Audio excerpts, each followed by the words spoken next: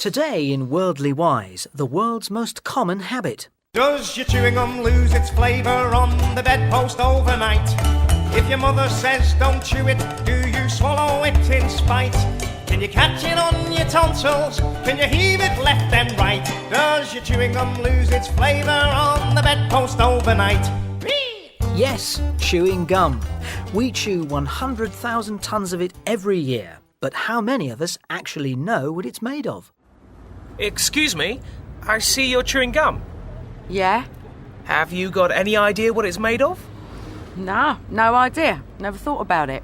Have you any idea what chewing gum is made of? No, not clue. Rubber, maybe? And do you have any idea who invented it? The Americans? Yeah, sure. I reckon it was invented in America, yeah. Well, no. It wasn't the Americans who invented chewing gum. It was the Swedes. The Swedes, I hear you say? But listen to Leanne Ward, a chewing gum expert. The history of chewing goes back thousands of years. In Sweden, in 1993, the skeleton of a teenager was found. He was 9,000 years old. And in his mouth was a gum made of tree sap and sweetened with honey, the first known chewing gum. It seems we've always chewed things of no real food value. Babies are born wanting to chew. Everything goes straight into their mouths. So why do we chew? Here's Leanne again. We chew to clean our teeth and freshen our breath, but also because we just like chewing. The ancient Greeks chewed a gum called mastica, which is a type of tree sap. They thought it was good for their health, and women really enjoyed chewing it as a way to sweeten their breath. Then, in the 1st century AD, we know that the Mayan Indians in South America liked to chew a tree sap called chicle. They wrapped it in leaves and put it in their mouths, so this was, if you like, the first packet of chewing gum.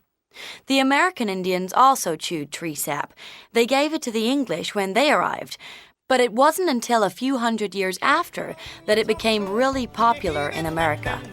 Does your chewing gum lose its flavour on the bedpost overnight?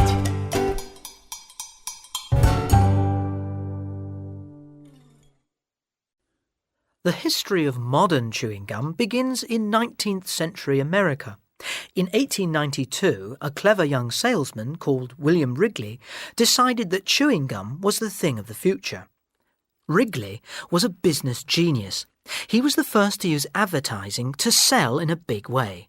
Here's Leanne. William Wrigley was really an advertising genius. He hired hundreds of pretty girls who he called the Wrigley Girls. They walked up and down the streets of Chicago and New York City, handing out free gum. Millions of pieces were given away. He also had huge electric signs and billboards. One billboard was a mile long. It ran along the side of the train track.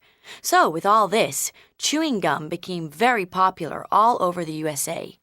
Wrigley Spearmint Gum, gum, gum. Wrigley Spearmint Gum, gum, gum. Wrigley Spearmint Gum, gum, gum. Wrigley Spearmint Gum, gum, gum. Wrigley Spearmint Gum. So, how did the world get to know and love chewing gum? Leanne again. Well, during the Second World War, American soldiers were given Wrigley gum to help them relax. In 1944, all gum production went to the U.S. Army, and they took their gum overseas and gave it to children. Soon they were followed everywhere by the cry, "Got any gum, chum?" And so the popularity of gum spread to other countries.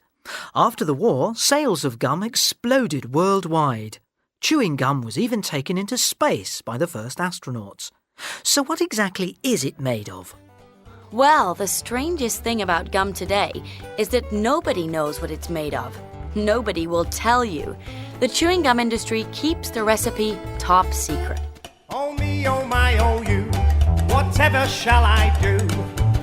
Hallelujah, the question is peculiar. I'd give a lot of dough if only I could know the answer to my question. Is it yes or is it no? Does your chewing gum lose its flavour on the bedpost overnight?